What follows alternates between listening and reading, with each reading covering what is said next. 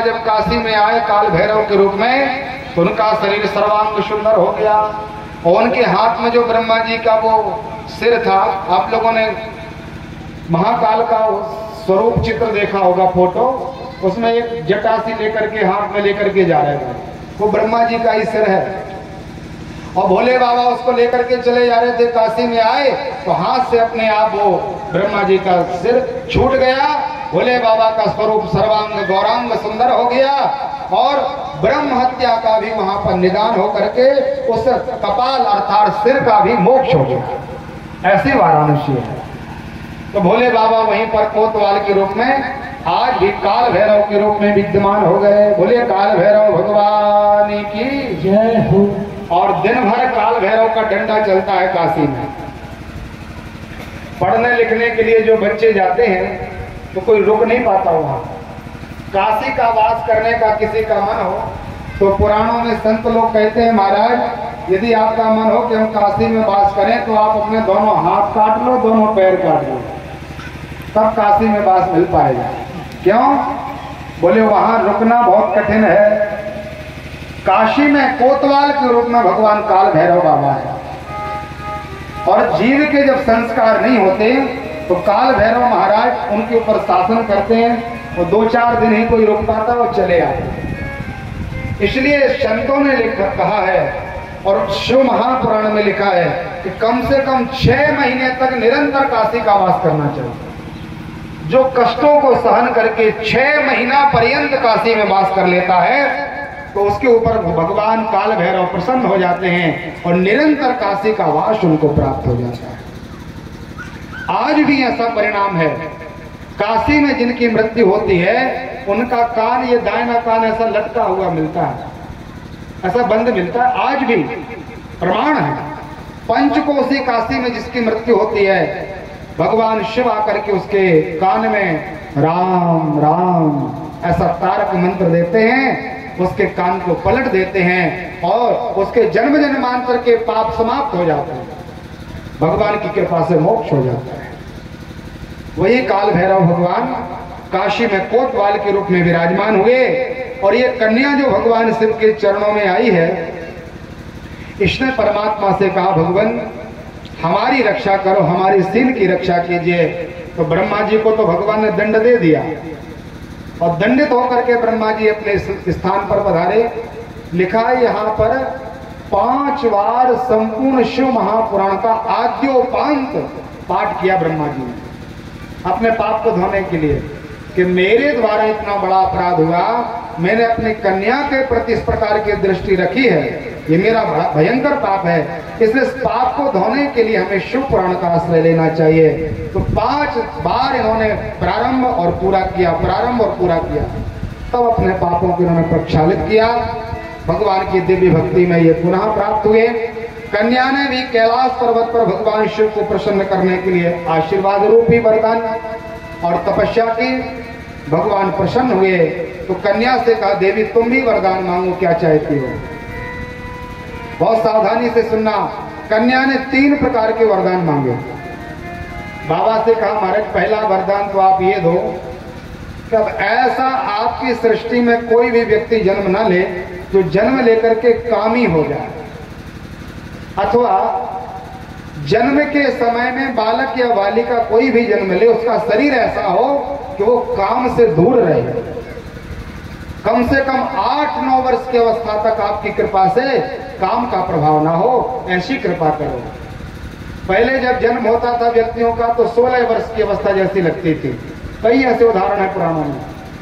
लेकिन उस समय से जब संध्या देवी ने वरदान मांगा तो भगवान ने कहा, ठीक है हम वरदान देते हैं। तो फिर कामदेव का वो शरीर किसी भी छोटे नवजात बालक या बालिका को उद्विग्न नहीं कर सकता, ऐसा वरदान मिला।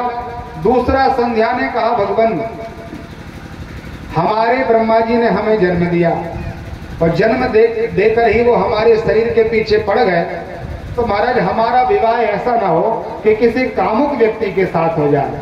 हमारा ऐसा विवाह होना चाहिए जो ब्रह्मनिष्ठ हो, भगवान के चरणों में खूब प्रेम करने वाला, भक्ति करने वाला कोई महात्मा हो, उसके साथ मेरा विवाह हो, अन्यथा विवाह ही ना हो। दूसरा वरदान मांगा।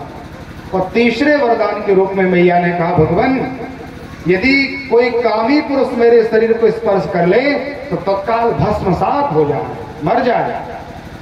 तीनों वरदान भगवान शिव ने संध्या नाम की कन्या को प्रदान कर दिए।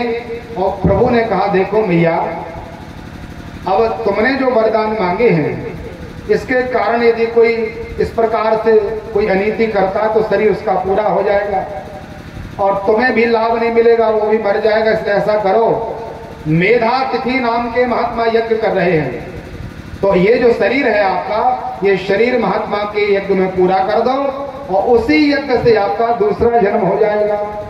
तो मैया संध्या जी ने अपना वह शरीर महात्मा के यज्ञ कुंड में स्वाहा पूरा कर दिया और उस देवी का स्वरूप 4 जगह बट गया। प्रातः काल की संध्या, दोपहर की संध्या, शाम की संध्या और अर्धरात्रि की संध्या। पहले संध्या नहीं हुआ करते थे, लेकिन जो 4 संध्याएं पूजन जब तक की हैं, ये महात्मा ब्रह्मा जी की बेटी संध्या की कृपा से प्राप्त हुई। चारों के नियम, चारों की परंपराएं अलग अलग हुई, संध्या का स्थान प्राप्त हो गया। मैया ने कुंड में अपने तेज को पूरा किया और उसी कुंड से मैया अरुंधति के रूप में प्रकट हो गई। बोले अरुंधति माई की जय हो। किसके साथ विवाह हुआ? अरुंधति जी का ब्रह्मनिष्ठ भगवान ब्रह्मा जी के बेटा वशिष्ठ जी के साथ। तीनों वरदानों की इनकी इच्छा पूरी हो गई और मैया ने ब्रह्मनिष्ठ परम वीतराग संत श्रोमणी श्री वशिष्ठ जी को अपना पति स्वीकार किया और अपने ग्रस्त जीवन में मैया प्रवेश की। यहाँ सती जी का स्वरूप बढ़ने लगा तो एक बार ब्रह्मा जी दक्ष के पास आए। देखो ईर्षा कैसी होती है। दक्ष प्रजापति के पास आकर के ब्रह्मा जी ने कहा, बेटा हम ब्रह्मा हैं, खूब जय जयकार होती है हमारे पूजा पाठ में कोई कमी नहीं है, लेकिन हमें शिव जी से निरंतर एक द्वेष बना रहता है। बोले बाबा क्या द्वेष है महाराज? बोले देखो सब लोगों के बीच में अपराध तो हमने किया था, लेकिन हजारों लोगों के बीच में भगवान ने हमें मूर्ख कहा, सट कहा और हमारा एक सिर काट डाला। मुझे ऐसा लगता है कि कोई ऐसा उपाय सिद्ध हो जाए जिससे भगवान को नीचा दिखाया जा सके, शिव जी को। ऐसा द्वेष ब्रह्मा जी के अंदर प्रवेश किया। तो ब्रह्मा जी ने अपने बेटा दक्ष प्रजापति को निवेदन किया और दक्ष प्रजापति ने अपनी कन्या सती के लिए प्रणय किया। देवी को कहा, माँ तुम तो अखिल कोटि ब्रह्मांड की जगत जननी हो, तुम ऐसा करो खूब तपस्या करो। और शिव जी ने काम आदि को परास्त कर दिया है। भोले बाबा के ऊपर किसी का कोई शासन नहीं है। तुम तपस्या करके उनको मोहित कर लो, उनके मन में क्षोभ प्रकट कर दो, तब हमारे मन में शांति होगी। भगवती ने तपस्या की और आदि शक्ति जगदम्बा ने दिव्य तप करके भोले बाबा को क्षोभ तो प्रकट नहीं किया, लेकिन तपस्या का परिणाम देने के लिए भगवान प्रकट हो गए। बोलिए कैलाशपति भगवान की जय हो। भोले बाबा ने कहा, देवी तुमने बहुत सुंदर हमारा पूजन सेवा की है, इसके बदले में तुम क्या चाहती हो? तो मैया ने कहा, अहम तस्य सदा दासी प्रिय जन्मानि जन्मने मम स्वामी सवै शंभुर नाना रूप धरो विवाह। शिव पुराण में लिखा है, अहम तस्य सदा दासी। हे भगवान हम तो निरंतर आपकी दासी हैं, जन्म जन्म लगी रगड़ हमारी, कोटि अनंत अनंत जन्म हमारे होंगे, लेकिन हमारा मन तो केवल आपके चरणों की दासी के अतिरिक्त कुछ नहीं है। आप कृपा करके मेरे साथ विवाह कर लीजिए। भगवान शिव ने कहा कि देखो विवाह का कोई मन तो नहीं है, लेकिन अब आपकी तपस्या का हमें परिणाम तो देना पड़ेगा।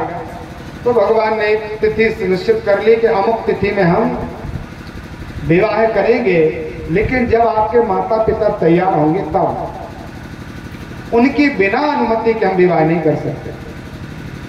भोले बाबा को प्रसन्न करके मैया ने मन में विचार किया कि हमारे माता पिता तो तैयार हो ही जाएंगे, इसलिए प्रसन्नता के साथ मैया अपने स्थान को प्रवेश की। पता चला दक्ष प्रजापति को कि भोले बाबा तैयार हो गए विवाह के लिए। तो तत्काल जाकर के भोले बाबा का वह दिव्य चरित्र ब्रह्मा जी को सुना दिया। बोले महाराज आपका काम बन गया। कैसे? बोले बाबा भी विवाह करने के लिए तैयार हो गए। अच्छा, तो महात्मा ब्रह्मा जी को खूब आनंद आया। ब्रह्मा जी ही ये कथा नारद जी को सुना रहे थे। बेटा नारद, इस प्रकार से भगवान शिव का वह दिव्य तप करने का परिणाम मैया के ऊपर प्राप्त हुआ। सुंदर समय आया। एक बार इलाहाबाद में प्रयाग की भूमि में देवता सब इकट्ठे हो गए और देवताओं ने विचार किया कि हम ऐसी कोई मंत्रणा करें जिससे 1,00,000 वर्ष तक तप करने का संकल्प लें। बड़े बड़े महात्मा योगी मुनीन्द्र सत्संग करने के लिए आए थे। तो वहां पर जब दक्ष का आगमन हुआ तो सबने कहा महाराज आपकी जो छोटी बेटी है वो बड़ी सी हो गई है, सयानी हो गई, आप उसका विवाह क्यों नहीं करते? विवाह कर दो ना उसके साथ, आपकी कन्या पाणी गृहता के योग्य है। तो ब्रह्मा जी ने कहा देखो इतनी सुंदर कन्या है, कन्या कमल लोचना, और इस कन्या के स्वरूप को देख करके ऐसा लगता है कि हमारे द्वारा बनाया गया जो भी संसार में प्राणी है वो योग्य नहीं है, किसके साथ विवाह कर दे? तो सबने देवताओं ने इकट्ठे होकर के कहा ब्रह्मा जी आप ऐसा करो अपनी कन्या का विवाह भोले बाबा के साथ करो। पुराण में लिखा है दक्ष का ऐसा कोई मन नहीं था विशेष कि अपनी कन्या का विवाह भगवान शिव के साथ कर दें, लेकिन सब देवताओं के कहने पर भगवान शिव को प्रसन्न करने के लिए बिना मन के ही सही दक्ष प्रजापति ने कहा ठीक है महाराज हम विवाह करेंगे। फाल्गुन का महीना आया, शुक्ल पक्ष, अभिजित मुहूर्त, ब्रह्मा जी और अपने सभी प्रकार के देवताओं को लेकर के ये भगवान नारायण के पास पहुंचे और नारायण के साथ ये सब मिलकर के भगवान विश्वनाथ जी की चरण शरण ग्रहण की, कैलाश पर्वत पर जाकर के भगवान शिव को प्रसन्न किया। नमः संभवाय च मयोद्भवाय च नमः, शंकराय च मयस्कराय च नमः, शिवाय च शिवतराय च। भोले बाबा को मनाया, बाबा प्रसन्न हुए। बोले महाराज आप सब लोग क्यों आए हो, कारण क्या है? कहा भगवान ऐसी ऐसी बात है और चूंकि आपको भी पता है सती ने खूब तपस्या की है आपके लिए, आप कृपा कीजिए महाराज। भोले बाबा ने कहा जब आप लोग कहते हो तो ठीक, हम थोड़ा तपस्या कर लें और तब करके विवाह करेंगे। तो 11 महीनों तक भगवान ने तपस्या की। फाल्गुन शुक्ल से लेकर के दूसरे वर्ष का फाल्गुन कृष्ण तक, और जो शिवरात्रि का पावन पुनीत अवसर है उस समय में हरिद्वार की पवित्र धरा पर कनखल भूमि है। आप लोग गए होंगे हरिद्वार में, तो वहां दक्ष ने जहां पर शिव जी के साथ मां सती का विवाह कराया है वो आज भी कुंड बना है, यज्ञशाला बनी है। कनखल भूमि की पवित्र तीर्थ में जाकर के अपने दक्ष प्रजापति ने दामान के रूप में भगवान शिव को स्वीकार किया और अपनी उस कन्या कमल लोचना सती को भोले बाबा को प्रदान कर दिया। भगवान शिव सती को लेकर के कैलाश पर्वत पर आए। भोले बाबा का ग्रस्त जीवन प्रारंभ हुआ और धन्य है भगवान शिव का ग्रस्त। इस दुनिया में यदि किसी ग्रस्त का उदाहरण दिया जाता है तो वो भगवान शिव है। सबसे बड़ा आदर्श जीवन भगवान शिव का है। निरंतर परमात्मा का ध्यान, निरंतर भगवान की कथा चलती है। होते होते महाराज 2-4 साल निकल गए। एक बार फिर से ऐसे ही कोई देवताओं की सभा आयोजित की गई और उस सभा में सबसे बड़ा अधिकार पद प्राप्त हुआ महात्मा दक्ष के लिए। देवताओं के राजा इंद्र, इंद्र के भी बड़े बड़े अधिकार युक्त प्रजापति और प्रजापति का भी बड़ा अधिकार अध्यक्ष महात्मा दक्ष को बनाया। सब सभा में महात्माओं को बुलाया गया, बैठे, और राजा का पद था कि सबसे बाद में राजा आएंगे। बड़ा व्यक्ति बाद में आता है, छोटे छोटे पहले से बैठ जाते सभा सब। तो वहां पर महाराज बड़े बड़े देवता विराजे थे, भोले बाबा भी बैठे थे। और भगवान का क्या काम है? तुम पुनि राम राम दिन राति, सादर जपहु अनंग अराति, शिव जी निरंतर भगवान का नाम लेते हैं। यदि 2-4 घंटे के लिए यहाँ पर संकीर्तन किया जाए तो कितने लोग बचोगे बताओ आप? कितने बैठे मिलेंगे?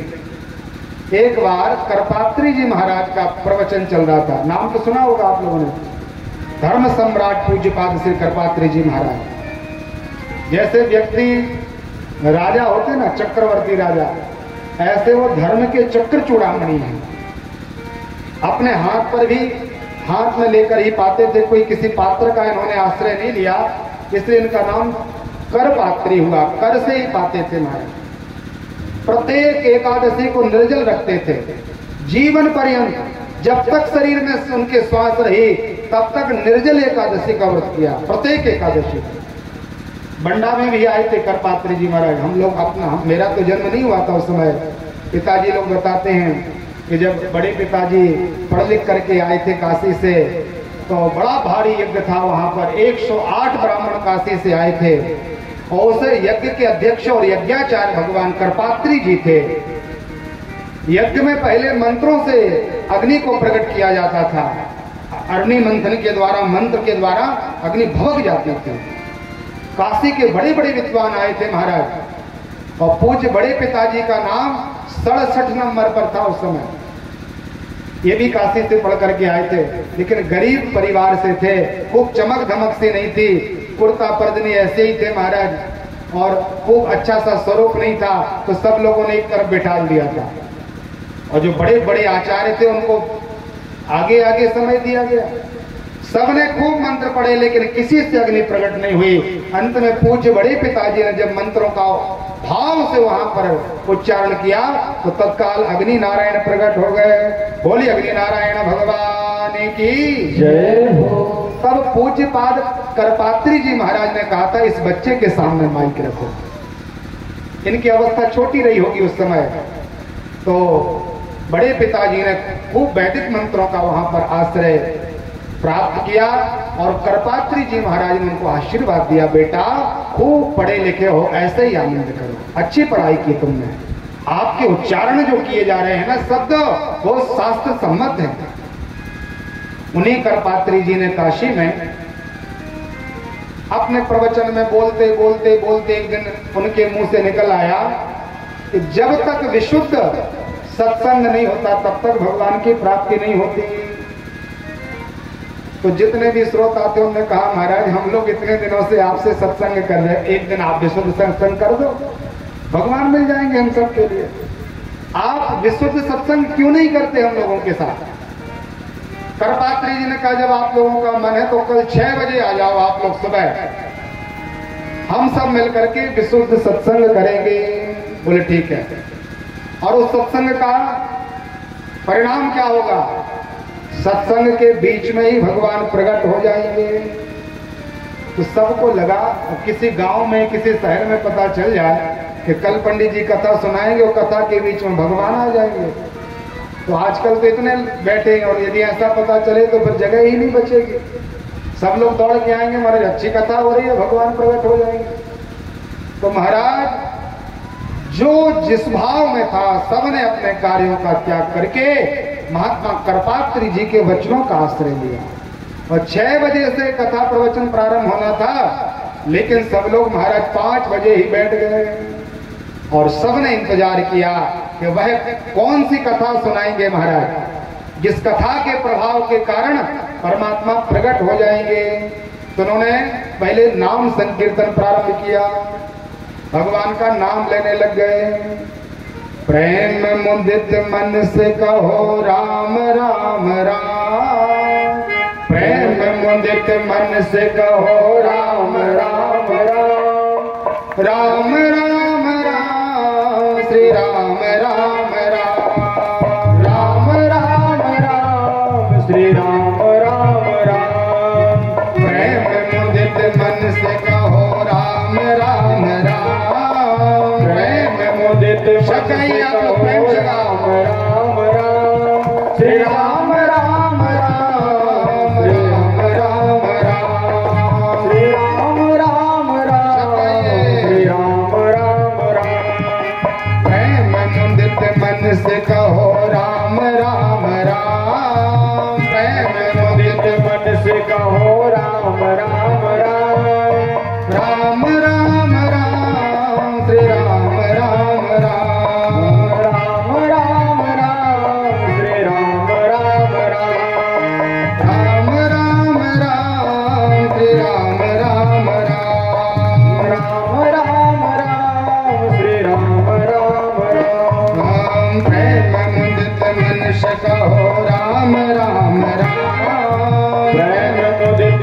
से कहो राम राम राम। प्रेम मुदित मन से कहो राम राम राम। प्रेम मुदित मन से कहो राम राम राम। श्री राम राम राम श्री राम राम राम। श्री राम राम राम श्री राम राम राम। श्री राम राम राम श्री राम राम राम। श्री राम राम राम श्री राम राम राम। श्री राम राम राम श्री राम राम राम। श्री राम राम राम श्री राम राम। क्या होगा महाराज भगवान के नाम लेने से?